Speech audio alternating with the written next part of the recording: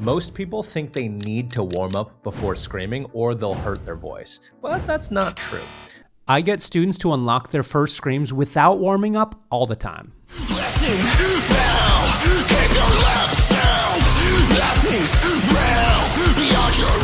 So when I say warm up in this video, I'm not talking about getting the blood flowing or stretching.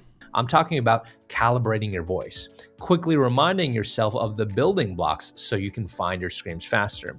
If you don't have the time, skip these. But if you want to train the fundamentals and make finding your screams easier, I'm going to show you 3 calibration / warm-up exercises.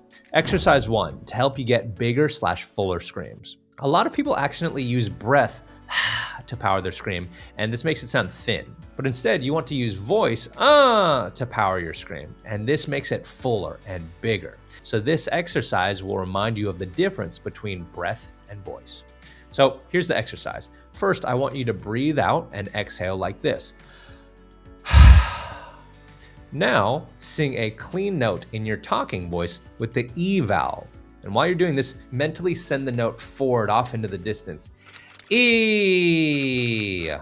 So let's do this 10 times. Sing using your voice and then switch to your exhale. So go E, E, E, E, E, E, E, E, E, E.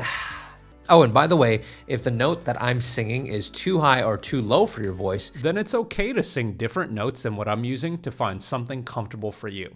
As long as it's got similar tonal qualities and it's the same register, that's what matters the most. But if you want to go deeper and get a free consultation to figure out what makes sense for your voice and your goals, click the link in the description and it'll show you how. All right, back to exercise 2.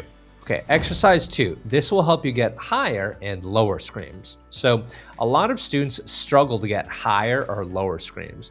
This is because they don't remember that in order to scream high, you must use something called your head voice. And in order to scream low, you must be using something called chest voice. So one of the most common problems that I see is that even after I teach them that, students think they're in head voice when they're trying their screams, but they've accidentally dropped to chest voice. And once I remind them, they do great. So here's the exercise to remind you where your head voice and chest voice is. So I want you to put your hand on your chest. I want you to sing a clean note in your talking voice using the E vowel. E. And I want you to see if you can feel the vibration in your chest. E. Now I want you to imitate Mickey Mouse and sing a strong clean note up there using the E vowel. E. Copy my pitch. E. So the vibrations in your chest should disappear. That's how you know you're no longer in chest voice, you're in head voice. So sing the Mickey Mouse note, then the talking note. Then do this 10 times. E. E. E. E.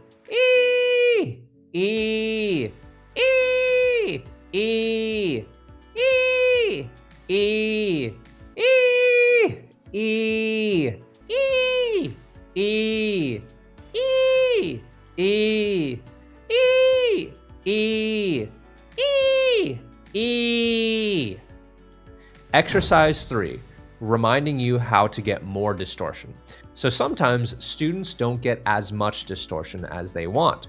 And in order to do a fry scream, what needs to happen is that your vocal cords need to come together and sputter like this. But sometimes they try and do a head voice fry scream, but they end up with the chest voice fry scream. Why? Because they compress in a chest voice way. And this brings the scream down from their head voice to their chest voice. This exercise I'm going to show you teaches and reminds you what it feels like to compress your vocal cords in your chest voice versus your head voice to get more correct distortion in those registers. So first, I want you to hold your breath in your throat like this. Now, in your head voice, hold your breath in your nose like this. So compressing in your chest, then compressing in your head voice. Now I want you to alternate between the first and the second sound 10 times.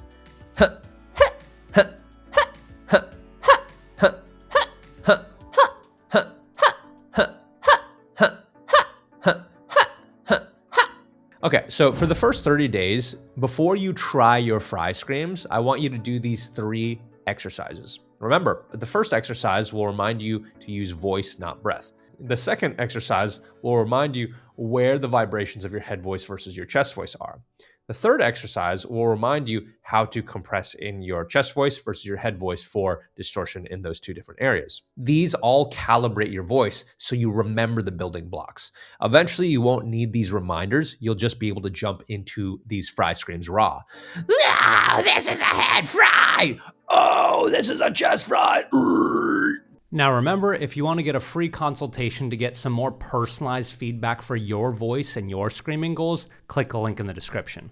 Okay, so now you know these calibrations exercises. What if you want to take it to the next step? Well, click this video here to find out how.